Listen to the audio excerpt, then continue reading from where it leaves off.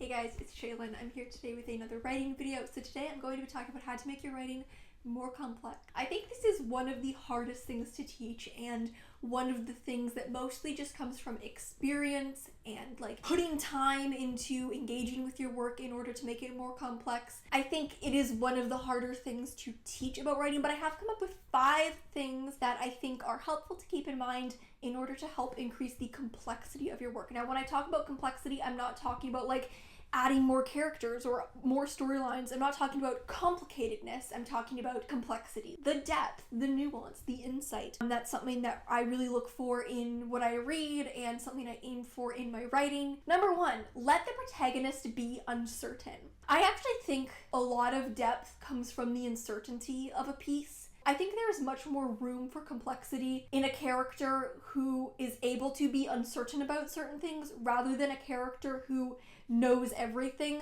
Like, what am I really supposed to infer or read into? I think a character who knows everything in the sense that like they're meant to be almost like a voice for an author who knows everything, I think can read very flat, you know? I'm not talking about a character who is like overconfident and then as the reader we can read into the cracks of that. I'm talking about characters who were meant to be kind of mouthpieces for the author's own certainty about everything. I don't feel that those characters usually read as very complex because like what person knows everything? What person has no questions? What person is so completely certain about every single thing going on in their life and everything about the world, right? I don't think that the protagonist being uncertain is a detriment to the depth of a story. I think that it can actually add a lot of depth. Letting your character ask questions and not always know the answer. Letting your character not always know everything about themselves or everything about the story around them.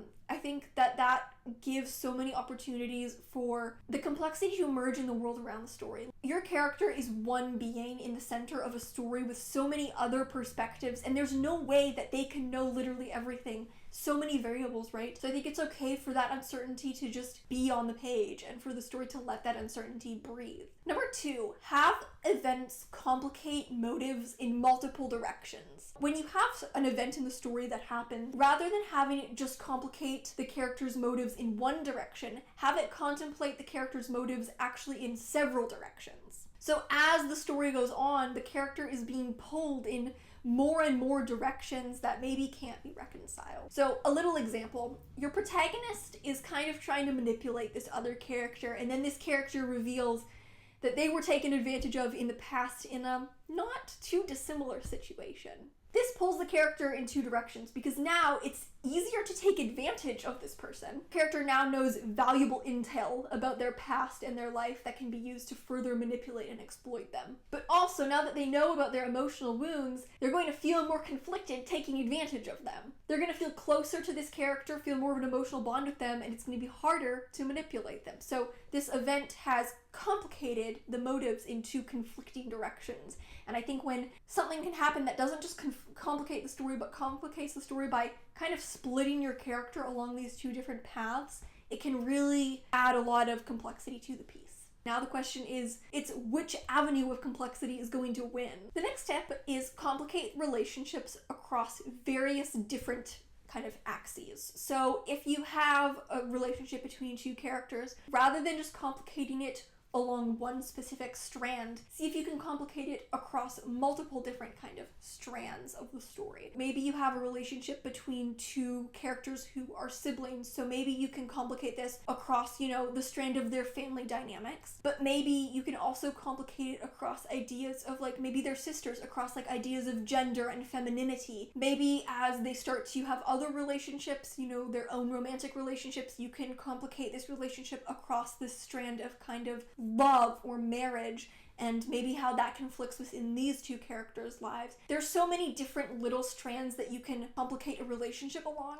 and so I think that you can shift your relationships along all these different threads rather than just along kind of one avenue. Tip number 4, this is the most philosophical of them all. This is a mindset to writing rather than just what to do in the story, but write from a place of curiosity rather than judgment. Writing that judges will often feel unnuanced. And I don't mean characters that judge. I love a judgmental character, but I mean writing that judges. So writing that enters with a belief, shares this belief, and then leaves with the same belief. Almost like an essay, right? This is the thesis I'm trying to prove to you. These are the reasons why I'm correct. See, this is why I'm correct. When you write a paper, you've done the research, you've done all that exploratory work, deep engagement with the topic, consulted other sources. Now you can share your conclusion and convince me why your conclusion is correct. You're informed and able to make judgment. Writing itself is the exploratory work. So just bringing in a judgment and being like, this is my judgment, and then leaving with the judgment, it's like, why do I feel like I should believe that that judgment is correct? What are your sources for this? Well, the thing is, the sources are what's happening on the page within the characters and their relationships. And so I personally find it hard to believe if you're gonna just present me with an idea and then nothing in the story is gonna challenge that idea and then leave me with the same idea. So I think it's much better to write from a place of curiosity. So for example, instead of showing us a character, and as the writer you're kind of saying, and what you're trying to show us is this character is a bad person because they did these bad things. They have these bad beliefs and they have these bad traits. There you go, bad person. And then by the end I'm like, okay, yeah, so you showed me a bad person.